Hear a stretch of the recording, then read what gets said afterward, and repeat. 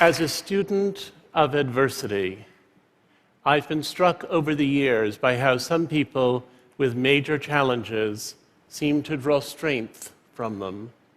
And I've heard the popular wisdom that that has to do with finding meaning. And for a long time, I thought the meaning was out there, some great truth waiting to be found. But over time, I've come to feel that the truth is irrelevant. We call it finding meaning, but we might better call it forging meaning. My last book was about how families manage to deal with various kinds of challenging or unusual offspring.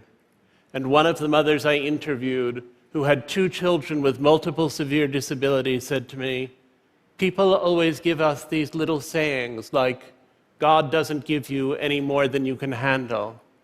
But children like ours are not preordained as a gift. They're a gift because that's what we have chosen." We make those choices all our lives.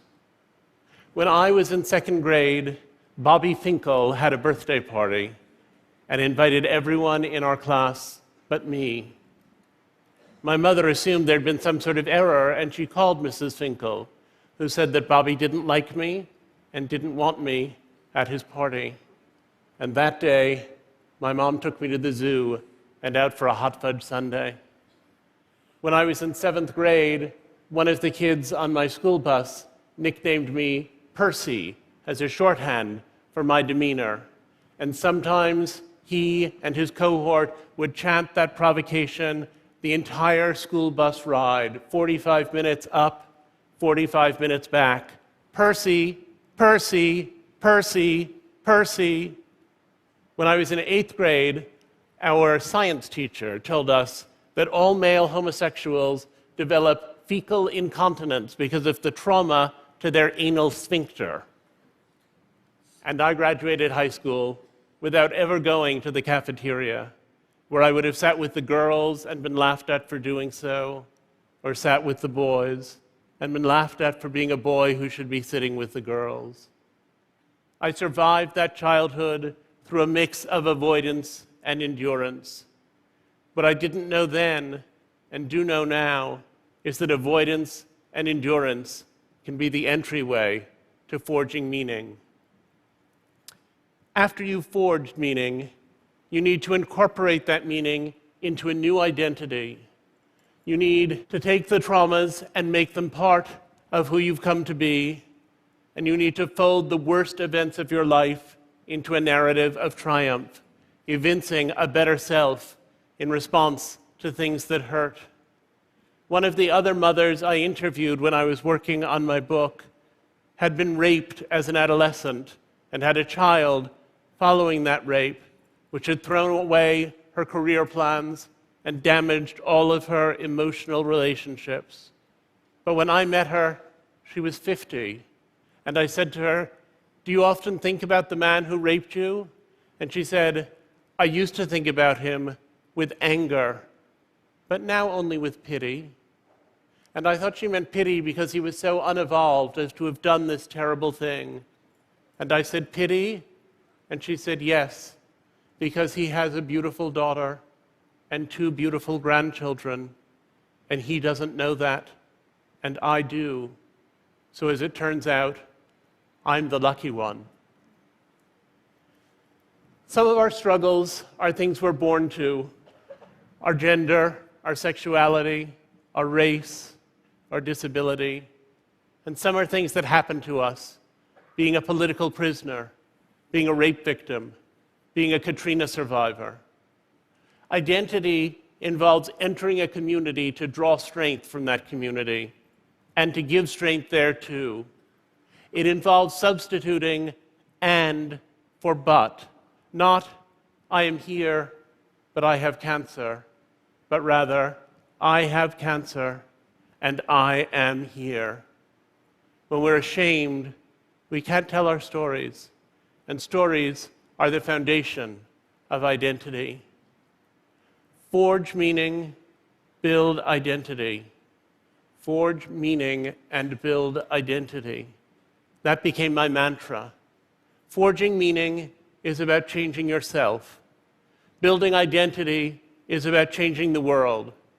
All of us with stigmatized identities face this question daily: how much to accommodate society by constraining ourselves, and how much to break the limits of what constitutes a valid life? Forging meaning and building identity does not make what was wrong right. It only makes what was wrong precious.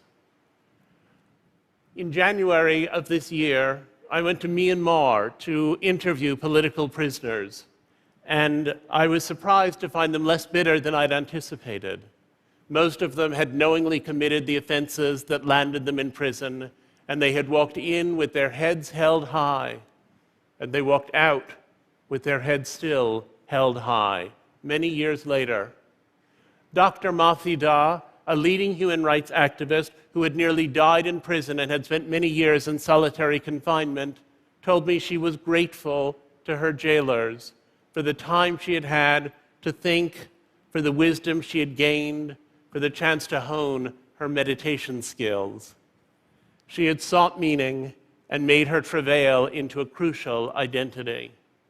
But if the people I met were less bitter than I'd anticipated about being in prison, they were also less thrilled than I'd expected about the reform process going on in their country.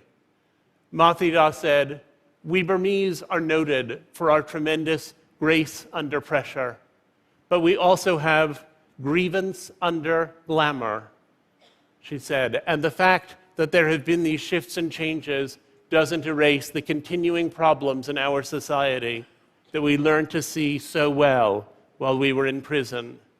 And I understood her to be saying that concessions confer only a little humanity where full humanity is due, that crumbs are not the same as a place at the table, which is to say, you can forge meaning and build identity and still be mad as hell.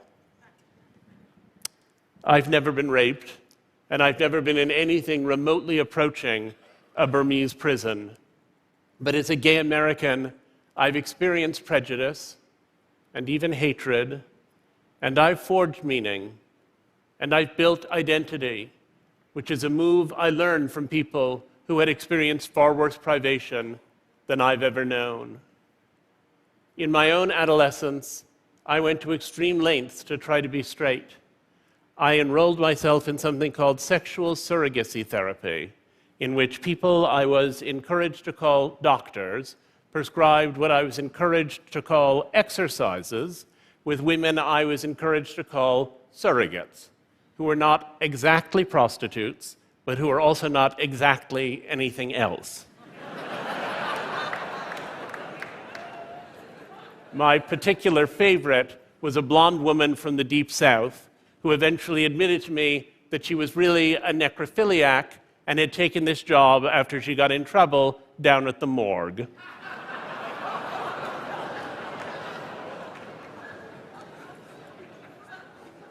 These experiences eventually allowed me to have some happy physical relationships with women, for which I'm grateful. But I was at war with myself, and I dug terrible wounds into my own psyche.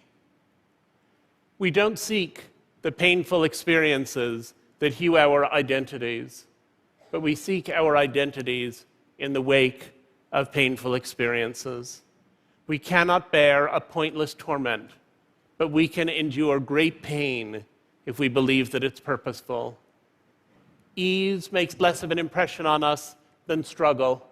We could have been ourselves without our delights, but not without the misfortunes that drive our search for meaning. Therefore, I take pleasure in infirmities, St. Paul wrote in 2 Corinthians. For when I am weak, then I am strong. In 1988, I went to Moscow to interview artists of the Soviet underground, and I expected their work to be dissident and political. But the radicalism in their work actually lay in reinserting humanity into a society that was annihilating humanity itself, as in some senses, Russian society is now doing again. One of the artists I met said to me, "We were in training to be not artists, but angels." in 1991, I went back to see the artists I'd been writing about, and I was with them during the putsch that ended the Soviet Union. And they were among the chief organizers of the resistance to that putsch. And on the third day of the putsch, one of them suggested we walk up to Smolenskaya, and we went there, and we ranged ourselves in front of one of the barricades, and a little while later, a column of tanks rolled up. And the soldier on the front tank said, "We have unconditional orders to destroy this barricade. If you get out of the way, we don't need to hurt you. But if you won't move, we'll have no choice but to run you down." And the artist I was with said, "Give us just a minute. Give us just a minute to tell you why we're here." And the soldier folded his arms, and the artist launched into a Jeffersonian panegyric to democracy, such as those of us who live in a Jeffersonian democracy would be hard-pressed to present. And they went on, and the soldier watched, and then he sat there for a full minute after they were finished and looked at us so bedraggled in the rain and said, "What you have said is true, and we must bow to the will of the people. If you'll clear enough space for us to turn around, we'll go back the way we came." And that's what they did. Sometimes forging meaning can give you the vocabulary you need to fight for your ultimate freedom. Russia awakened me to the lemonade notion that oppression breeds the power to oppose it, and I gradually understood that as the cornerstone of identity. It took identity to rescue me from sadness. The gay rights movement posits a world in which my aberrances are a victory. Identity politics always works on two fronts: to give pride to people who have a given condition or characteristic, and to cause the outside world to treat such people more gently and more kindly. Those are two totally separate enterprises, but progress in each sphere reverberates in the other. Identity politics can be narcissistic. People extol a difference only because it's theirs. People narrow the world and function in discrete groups without empathy for one another. But properly understood and wisely practiced, identity politics should expand our idea of what it is to be human. Identity itself should be not a smug label or a gold medal, but a revolution. I would have had an easier life if I were straight, but I would not be me. And I now like being myself better than the idea of being someone else. Someone who, to be honest, I have neither the option of being nor the ability fully to imagine. But if you banish the dragons, you banish the heroes. And we become attached to the heroic strain in our own lives. I've sometimes wondered whether I could have ceased to hate that part of myself without Gay Pride's Technicolor fiesta, of which this speech is one manifestation. I used to think I would know myself to be mature when I could simply be gay without emphasis. But the self-loathing of that period left a void, and celebration needs to fill and overflow it. And even if I repay my private debt of melancholy, there's still an outer world of homophobia that it will take decades to address. Someday, being gay will be a simple fact, free of party hats and blame, but not yet. A friend of mine, who thought Gay Pride was getting very carried away with itself, once suggested that we organize Gay Humility Week.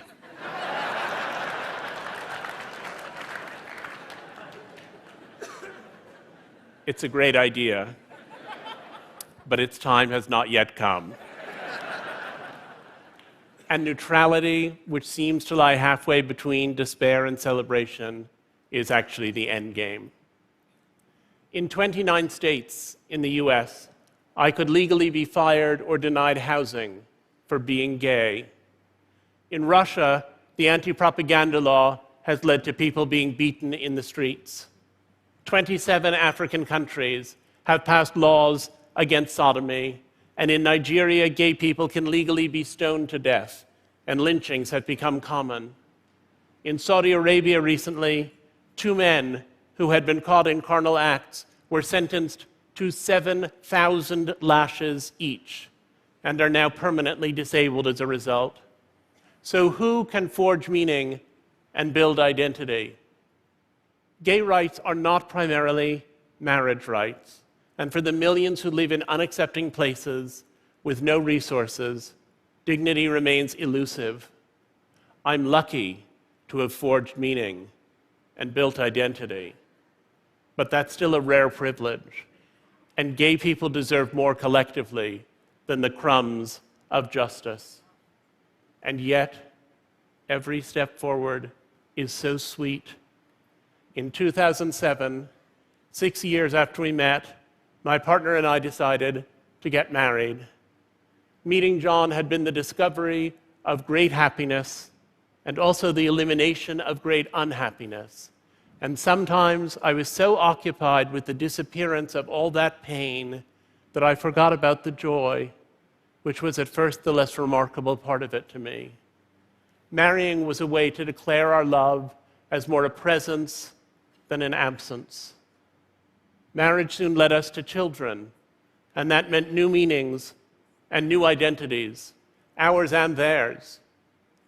I want my children to be happy, and I love them most achingly when they are sad. As a gay father, I can teach them to own what is wrong in their lives. But I believe that if I succeed in sheltering them from adversity, I will have failed as a parent.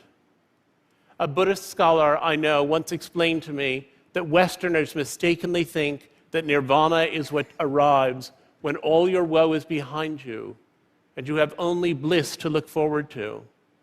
But he said that would not be nirvana, because your bliss in the present would always be shadowed by the joy from the past. Nirvana, he said, is what you arrive at when you have only bliss to look forward to and find in what looked like sorrows the seedlings of your joy. And I sometimes wonder whether I could have found such fulfillment in marriage and children if they'd come more readily, if I'd been straight in my youth or were young now, in either of which cases this might be easier. Perhaps I could. Perhaps all the complex imagining I've done could have been applied to other topics. But if seeking meaning matters more than finding meaning, the question is not whether I'd be happier for having been bullied, but whether assigning meaning to those experiences has made me a better father. I tend to find the ecstasy hidden in ordinary joys because I did not expect those joys to be ordinary to me. I know many heterosexuals who have equally happy marriages and families, but gay marriage is so breathtakingly fresh, and gay families so exhilaratingly new, and I found meaning in that surprise.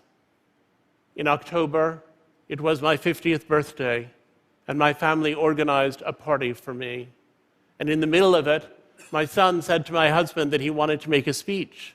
And John said, "George, you can't make a speech. You're 4. Only Grandpa and Uncle David and I are going to make speeches tonight." But George insisted, and finally John took him up to the microphone, and George said very loudly, "Ladies and gentlemen, may I have your attention, please?" And everyone turned around, startled. And George said, "I'm glad it's Daddy's birthday. I'm glad we all get cake. And Daddy, if you were little, I'd be your friend." And I thought, thank you, I thought that I was indebted even to Bobby Finkel, because all those earlier experiences were what had propelled me to this moment. And I was finally unconditionally grateful for a life I'd once have done anything to change. The gay activist Harvey Milk was once asked by a younger gay man what he could do to help the movement. And Harvey Milk said, "Go out and tell someone." There's always somebody who wants to confiscate our humanity, and there are always stories that restore it. If we live out loud, we can trounce the hatred and expand everyone's lives. Forge meaning, build identity. Forge meaning, build identity, and then invite the world to share your joy. Thank you. Thank you. Thank you. Thank you.